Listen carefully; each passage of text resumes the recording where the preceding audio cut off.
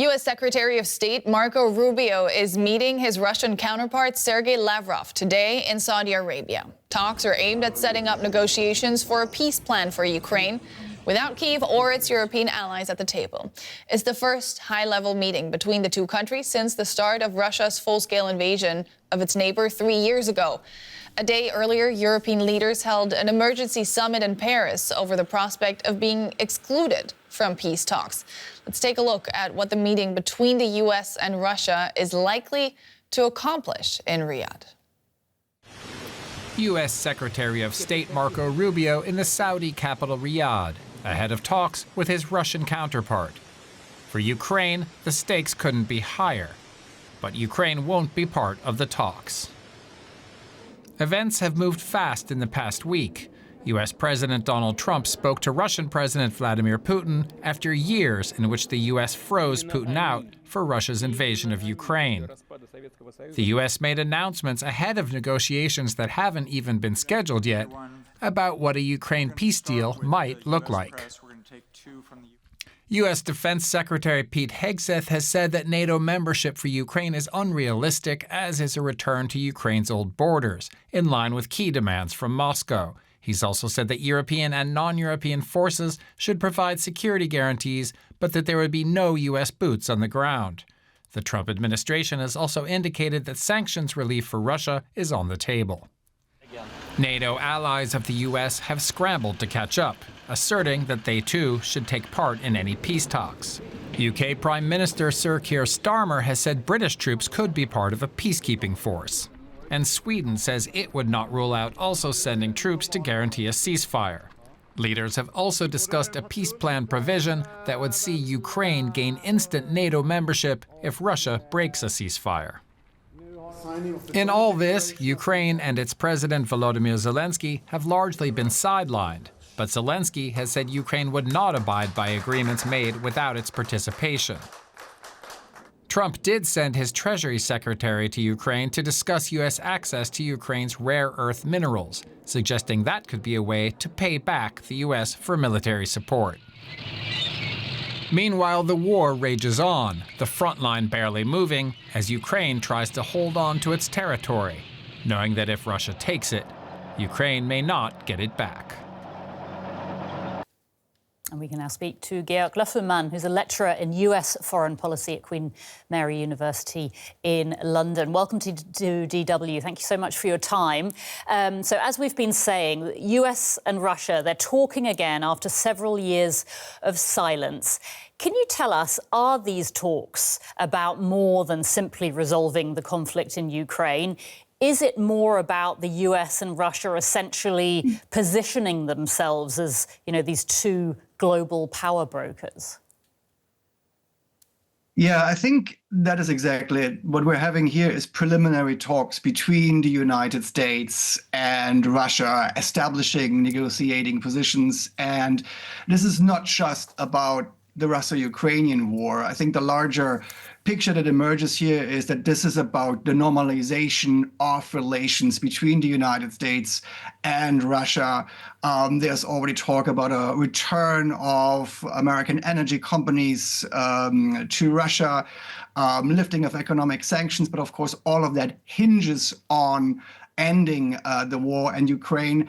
And what we have seen recently from statements by Pete Hegseth, the speech by Vance, the phone conversation by Trump with Putin, the United States seems ready to make substantial concessions here toward Russia. So what is at stake here for the US and why the US seems so determined to push for negotiations when the conflict in Ukraine is still raging? Does that relate to what you just said? Essentially, it's about money and normalizing relations. Yeah, I think what we've also seen here with the Munich Security Conference is a transformation, frankly, of the European security landscape. The United States wants to strategically reduce its footprint in Europe. They want to put responsibility for European security onto the Europeans. And all of that, of course, has caught the Europeans quite on the wrong footing. We're seeing quite panicked diplomatic reactions here. And I think the larger picture here emerges is that we are moving into a world of great power diplomacy, less shared values and alliances and partnerships, how U.S. foreign policy has normally been conducted. Mm-hmm. If we could go back, though, to the talks about the conflict in Ukraine, Ukraine's President Zelensky has been very clear. He said he will never accept any decisions between the US and Russia without Ukraine's participation in talks. So can these talks be taken seriously as peace talks without Ukraine at the table? I don't think they can be taken serious as really diplomatic solutions for this conflict. There will also have to be bilateral discussions between Russia and Ukraine, of course. But the problem is that Ukraine is so dependent militarily, financially on the United States that where the United States completely remove their support for Ukraine, it would be very difficult for Ukraine to sustain the war on their own or just with European support. This gives the US a lot of leverage. Mm-hmm. You talked earlier about this shift in transatlantic relations. Can you talk to us more about the implications for Europe, for US-European relations, given that Europe has been sidelined here? Yeah, I think this is, quite a worrying sign that Europeans are literally not at the table. I think this also shows what kind of recognition Europe has with the Trump administration. I mean, J.D. Vance recently with his speech almost presented Europe as an ideological enemy for supposedly cracking down on freedom, cracking down on the freedom of speech in Europe. And we are seeing the United States positioning itself, at least partially, even as a rival to Europe. But then we also have voices like Kellogg, for example, which are more conciliatory. So we also have a very confusing picture of what does the Trump administration actually really want? How far are they willing to go to meet the Russians to withdraw from Europe? So a lot is simply not known. But I think we are potentially gearing up for a summit between Putin and Trump on both the issue of European security and NATO and the Russo-Ukrainian war. Georg Löfflmann from Queen Mary University in London. Georg, thank you so much for your time. We appreciate it. Thank you. US Secretary of State Marco Rubio is meeting his Russian counterpart, Sergei Lavrov, today in Saudi Arabia. Talks are aimed at setting up negotiations for a peace plan for Ukraine without Kyiv or Europe at the table. It is the first high-level meeting between the US and Russia since the start of Russia's full-scale invasion of Ukraine 3 years ago.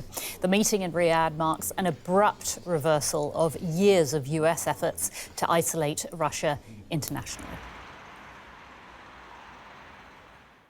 Joining me now for more on this is DW's Riga Bureau Chief Juri Rescheto. Juri and his team report from Riga because DW was banned from reporting in Russia. So, Juri, these talks, they mark a very sudden end to Russia's international isolation. How much of a diplomatic coup is this seen as in Moscow?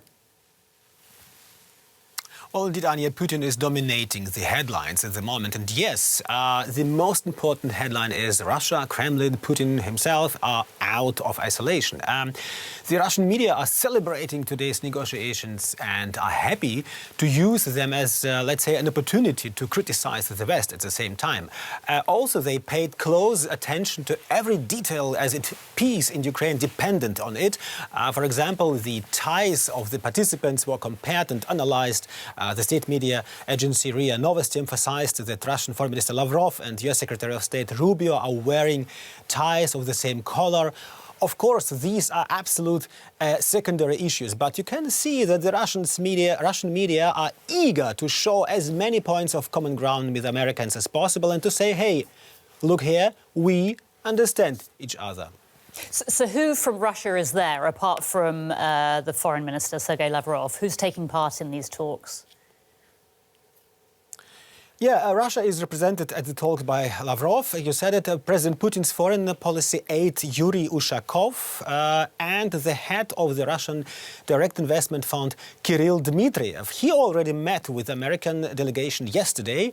Today, both sides are to discuss not only preparations for the presidential talks, but also the ways to improve US-Russian relations.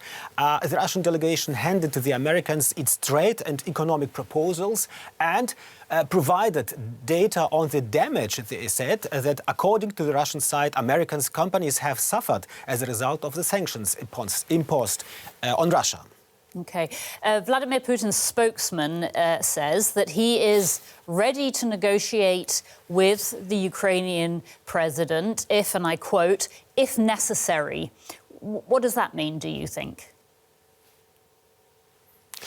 Well, I think he said this after his counterpart Zelensky, Ukrainian president, had said that he would only negotiate with one Russian person, with Putin personally. The two have criticized each other extremely harshly. Zelensky compared Putin to Hitler. Putin spoke on drug-addicted state leadership in Ukraine and questioned Zelensky's legitimacy. Putin also said he could negotiate with him, with Zelensky, but he doesn't accept Zelensky's signature under the agreement because he is supposedly no longer legitimate. But both men want progress and both are politicians, and politics means making compromises. And Russia is now also saying that Ukraine has the right to join the European Union if it wants to. That seems like quite a significant concession by Russia. It seems, indeed, or it sounds like a significant concession because the Russians are now in a much better negotiation position than 3 years ago. But, in fact, Russia has never wanted to undermine Ukraine's EU membership. Of course, Moscow is not thrilled about this or this development. And the Maidan revolution in 2014 had its origins in Ukraine's desire to get closer to the EU and not to Russia. But a much more important point for the Russians is Ukraine's NATO membership. And in my opinion, Putin would never say yes to that. DW's Juri Rescheto. Many thanks, Juri.